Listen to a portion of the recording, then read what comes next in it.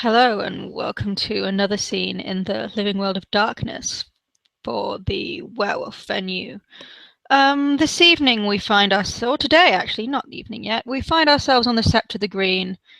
In the warded areas of the Sept, actually near the Cub Cabins, we find the pretty new den mother, calls the Fury, has got a little bit of a personal mission. She's gone to find she wants to check in with all the cubs, but right now she wants to find one cub in particular. She will have followed her nose, following the scent back to the cub cabins of Victor, but also this strange new, perhaps almost mechanical smell that she's noticed around him recently.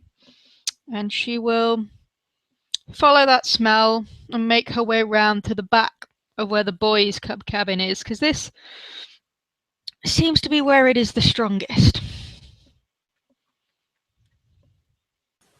And when she gets there, he will find Victor sitting down on the ground, and in front of him, on some newspapers that are laid on the ground, there is a very, very tiny, small engine that he's tinkering with. There's also books open around him, and he's taking a piece off, looking at the book, looking at the piece, and putting the piece back.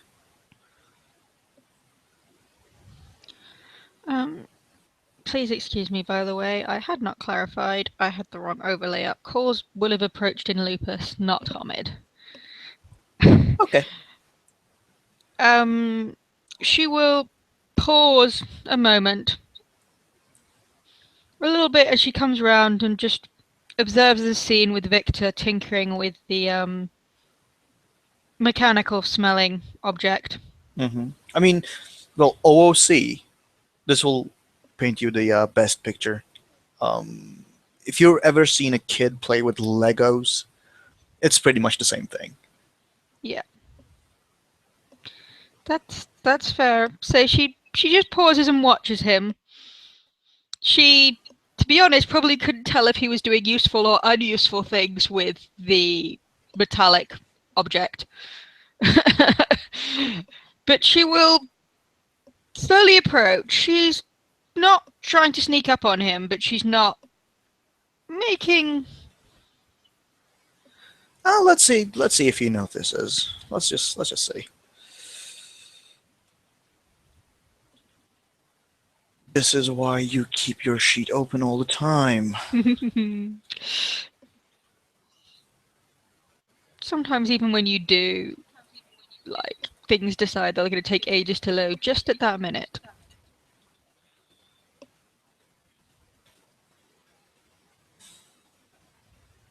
There we... Come on. And I have to log in. Damn it. I am so sorry. Don't panic.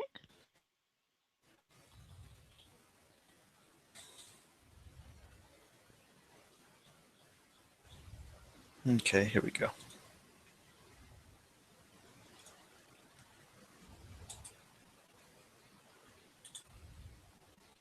Okay, let's see.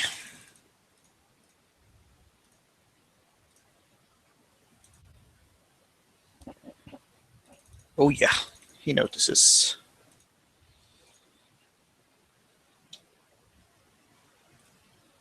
He's just gonna turn his head around, see calls coming, flop down on the ground. Show belly, show throat, the usual stuff. Coles will pad over slowly towards him. Victor, it is good to find you. I have been meaning since I became den mother to have a word with you. And with that, she gently laps at his throat and gestures for him to, with a sort of motion of her head, to at least sit up. He's gonna sit up.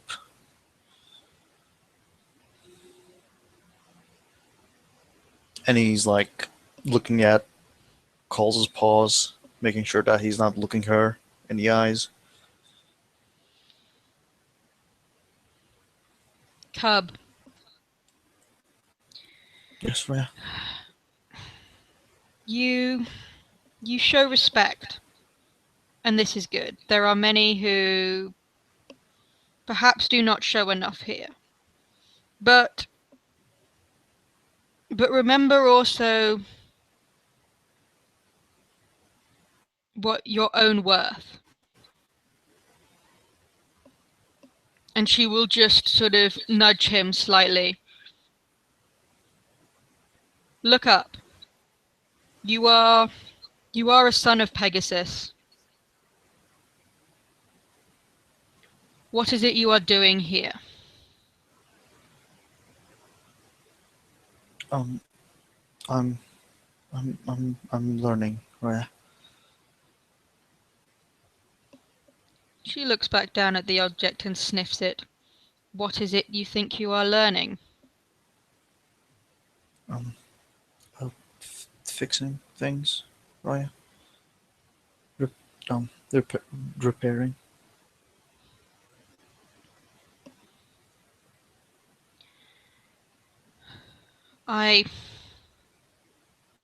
And why do you seek to repair this Weaver object? Oh, this this one needs no repair, Freya. I'm just learning how just it works. And why do you need to know how it works? Um, and he just points up to the books that are open on the ground. These say, Raya, that in order to learn how to repair something, you need to know how they work first. No, you misunderstand.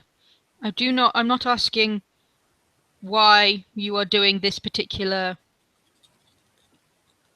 task. I am asking why you are interested in this object. Why this is the focus of your energies. How do you think this will help you and your sept?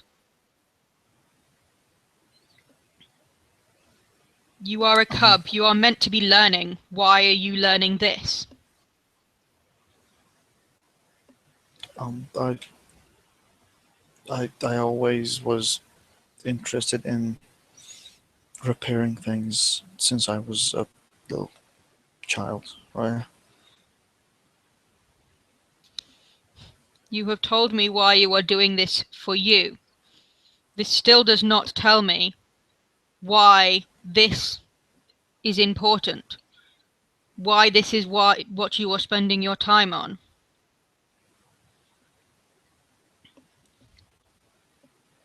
I, I don't understand, Raya. You are a cub. You are not some aimless human, some aimless two-leg who has no purpose in this world. You may have been born through, let's say, unfortunate circumstances, but you are here, you are alive. Gaia has a purpose for you. How does this help you be a better Garu? How is this helping you learn as a cub and find your place as a cub? What you are doing here is hiding away, playing with a Weaver object. I am giving you a chance. I do not see a purpose. I'm assuming you did. I'm giving you a chance to answer me. Why are you doing this?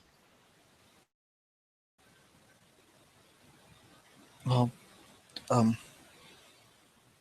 I taught Raya that maybe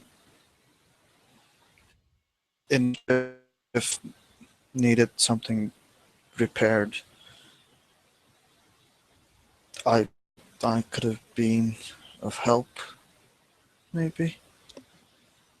And why should you be the one doing this? The fact that we are You are saying that we are reliant on these Weaver objects aside. I am trying to put that aside. Why is this a task for you and not a task for the million other two-leg humans in this city, or the kinfolk? Surely this is something for them to do.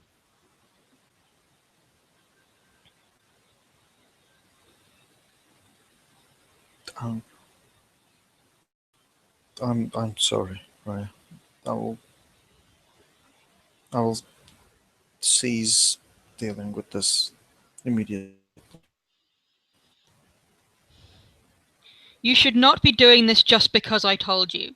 Following the rules of a raya is right and a good thing to do. But if it is something you feel you need to do, you should speak up for it also. Maybe there is a purpose I do not see it. You clearly felt there was something in it. But I would ask you this: if you seek to find something to fulfill your time, you are a Garu. What do you seek before you completely abandon this task? What do you see your job as a Garu being? What do you think you can bring to this sept? Well, I mean, as being an rune, Raya, the best I can offer is being the best fighter I can. That is an important part of being in a rune. But fighting and your own skill is not enough. Here, you do not fight alone. You are a wolf. You are Garu. We fight together. We fight united. But I find you here huddled behind the cabin on your own, tinkering with some Weaver object. Surely you should be, if you are going to at least do this, should you not be learning from someone rather than these formless books? There is only so much you can learn from these things. If you want to be a good Arun, you should be learning yourself and knowing your strengths. But you should also be knowing the strengths of others, so you might fight better with them. Let me give you an example. I will fulfill my auspice now. I will speak to you of Eric, Skovgard, defy all is ash. I have seen him fight, he is mighty. But what makes him best is not just the fact he hits hard as a Fenris, and that he has the strength of Fenris flowing through him. It is that he knows when to step forward and to take a hit for others, because he is the one who is strongest. He knows when he has to be first into the fray, and when it is his hit and blow that is needed. He knows that if he stands at the fore and holds an enemy, his alpha, Aaron, contempt of court, can come round the side or behind and can then do devastating attacks and flank the enemy. He knows he is strong and he knows how to fight himself, but he also knows how best to fight with his pack. We are not alone. Yes, they expect you to be strong. Yes, they expect you to stand. But they also expect you to work with others. But yet you are here huddled alone, tinkering with a Weaver object.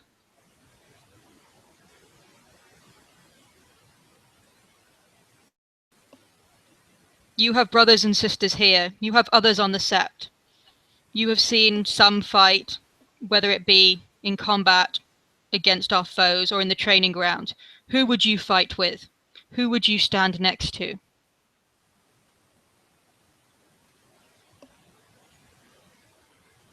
He just thinks for a second, and um, Cubs or Myrias? Either.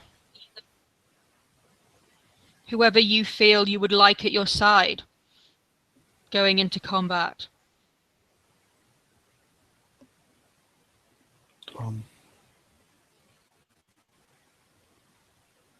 I would want Ophelia Raya or Olaf Raya.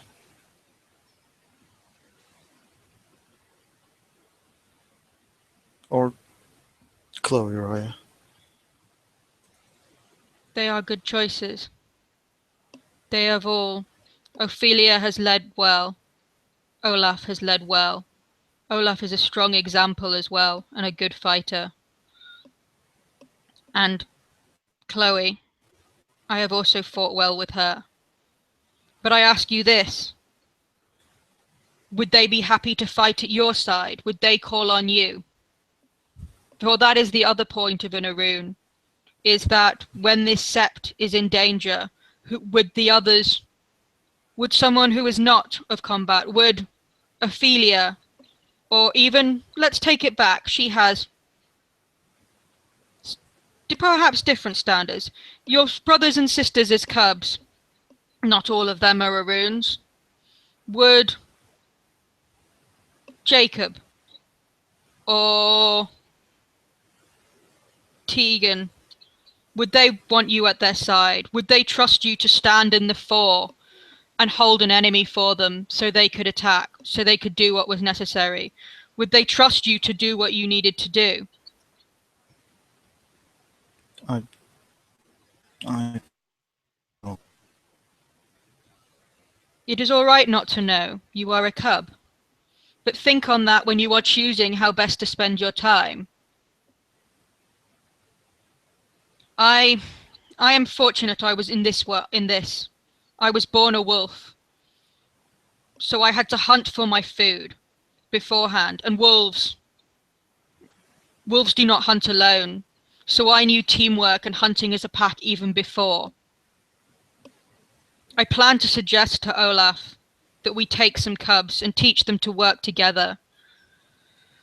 Because homids have little excuse, but they are raised to be individuals, raised to think as individuals and to act as individuals. As a Metis, you have less luck. You are isolated, you are pushed to one side. You have less chance to work with others and to realize what a team is. I understand this is your disadvantage, but you must work to overcome it. You must be someone that your pack mates can rely on. For a wolf without a pack is weak.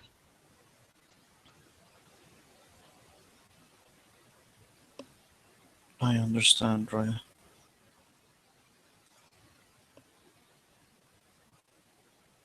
I will ask you one question and give you one task. And perhaps you may want to take some time in Lupus. I'm sorry, can you say it again? I said you may Right. want to take some time in Lupus to think on this. I want you to think and to look at your cubs and observe them. And spend the time on four paws and think how... I will give you a simple prey animal first. Think on a deer. Because whilst not all Aruns lead, many are often expected to, if not be leaders of the entire pack, to at least take the fore in combat. So think on this. Think on perhaps not all of your cubs, but some. And think on, tell me first, how you would... You do not need to answer me now, but maybe you should think. Spend at least a day or two, or the evenings at least in the warded areas, or the Umbra, on four paws. Take other cubs with you if you wish to try and act it out. But think on how you would best take down a deer together. And then I will see on with Olaf, and we will lead them on a hunt. And we will see how it goes. And you will see, put this into practice. Yes, Raya. I will. And let's see. What would be the difficulty to going into Lupus from Hamid? Uh, 4 successes? Oh wow, then I'm just gonna say that he just takes his time. Yeah, at this point, just take your time. There's no need to rush.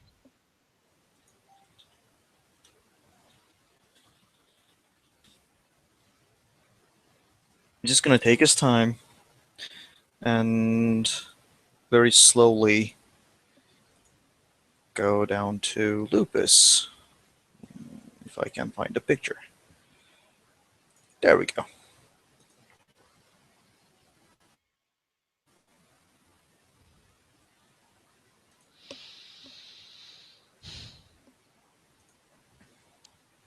She will nod approvingly and come over to Victor's wolf form and start grooming him. Yeah, he's still showing his throat, like he's holding out his throat still. At this point, she'll have paid a bit of attention to his ears and muzzle first, taking her time, and then she'll make her way to his throat. And she will hold it quite firmly, but then she will nibble it just very affectionately and let it go. Victor, you have not had the easiest start, nor is this an easy place. So I have heard the words of others. There is concern. But I know inside you, you are strong. Your start is unfortunate. So you get a small pause, but this place is not forgiving. So if I push you, it is because I want you to survive, and I want you to succeed, and I want Pegasus not to be ashamed of you. Pegasus does not have many sons, but we do not abandon our mistakes. And we would see them rise as far as they can.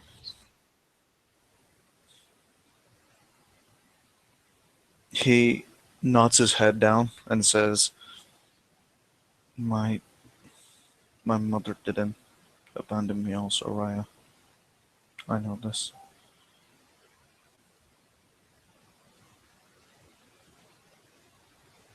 She she died protecting me."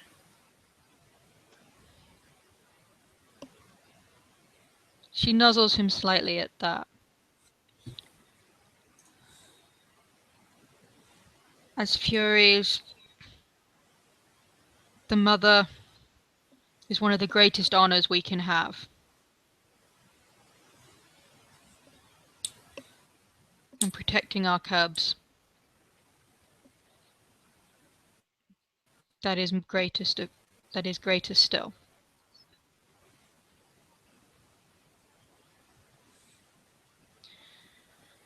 But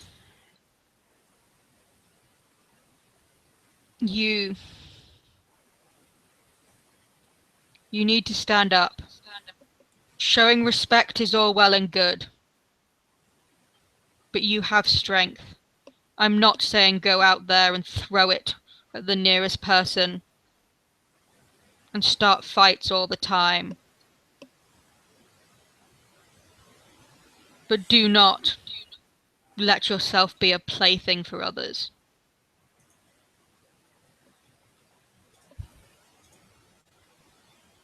He nods.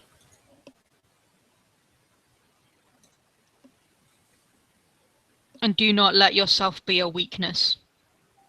Because if people do not know they can rely on you, if people have to second guess whether you will stand up or whether you will cower in front of our enemies, in front of Banes, then how can they trust you?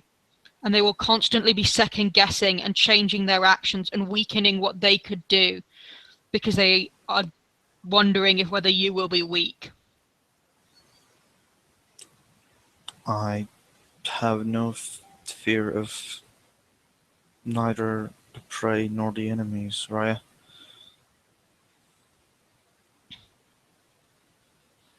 Then what is it you fear? Because you are clearly afraid.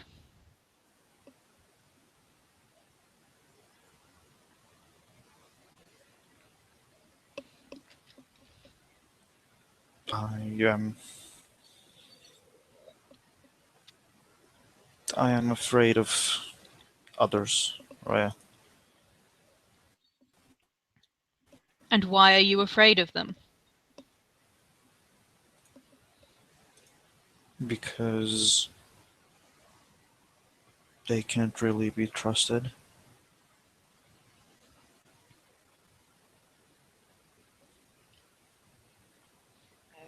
And why do you think this? Because they lie, they play pranks, they use you for entertainment. Victor, let me be frank. If people are saying bad things, if they are saying cruel words, the cruelest thing they can call you is a metis, and that is what you are. The advice I can give you is why do not be upset for being called a metis. You cannot help it. You cannot help what you were born. Make it so I am a Galliard. Make it so that the stories that I tell of you, that the other Galliards here, that Chloe, our sister, tells of you, are not tales of weakness, tales of mocking. If those who are trying to say mocking words to you can be drowned out by the tales of Galliards saying what actions you have done, what things you have done for Gaia, then those words of mocking mean nothing, and it makes those saying them seem even less. But I would also say this. One thing I have found for myself, when things seemed difficult for me, when I faced some challenges, is find a purpose. I know what my purpose is. I seek to try and inspire those around me, to seek to try and teach them and to fight for the wild places so that they understand and will push back against the worm and the weaver destroying them, to try and free Gaia's wild places and stop us losing more. But I would tell you also one more thing. I was given a challenge recently, as my Foston challenge, you may know. I was asked to gather stories of weakness and how they were overcome. I will not recite them all to you now. If you wish for one at another time, I will. But I can tell you that each and every one of them was a story of a tribe here, many of them personal stories, of how Garu have found themselves in desperate or despairing situations. The situations where they either felt they were at fault or felt that there was no way they could succeed, or others doubted them and called them weak and mocked them. And yet they overcame. They became stronger. And here they are. Some of them the most important and powerful members of our sept, who you respect and I respect. And I'm talking about Katori Raya and Garrett Raya. Both were called cowards. Both were mocked. Both were considered weak. And yet look where they are. One faced his fear and stood up for a cub and himself and refused to give in to his fear. And the other, he stayed true to his heart and stayed true to others and kept what he knew and kept going forward and proved just how good and just how competent he was. And now everyone goes to him for wisdom, even yourself. So take heart, cub. You may have a long way to go, but do not let others discourage you or turn you away. We are wolves. We're supposed to rely on each other.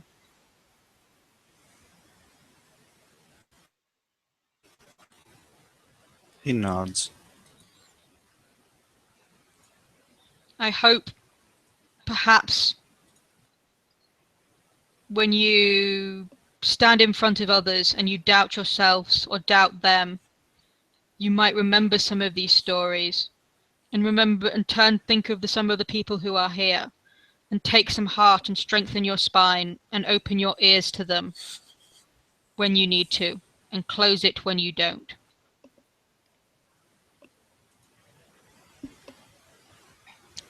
Yes, Raya. She relaxes a little bit and nuzzles him, but whilst I am firm, and I will question you and push you and make you the best that I know you can be. If you have questions, if there are things you do not understand or things that concern you, a pack is not always just someone who pushes someone forward and fights next to each other. A pack also has ears for each other and a shoulder for each other, and to curl up next to someone when comfort is needed. You do not yet have a pack, but you have Olaf as den father, me as den mother, and you have your cubs as brothers and sisters. Turn to them when you need it.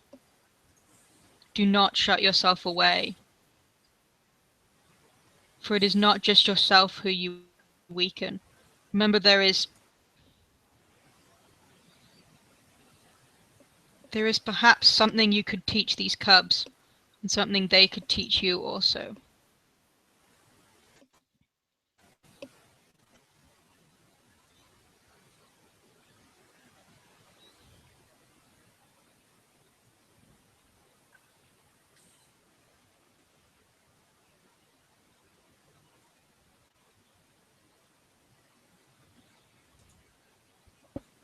Yeah, Victor is he's just staying silent. He's not really saying a lot. Um,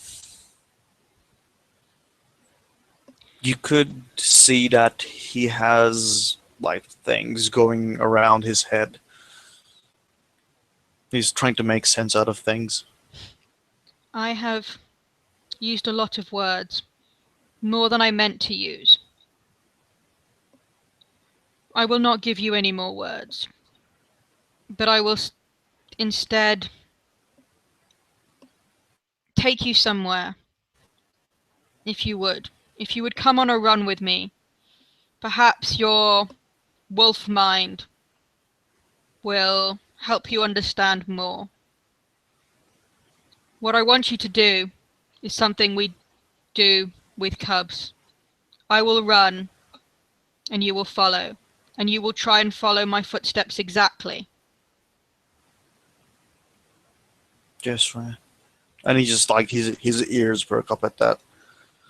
We shall run, and you will focus on that, and let your wolf will know Follow the footprints, stride, feel the wind, feel the trees.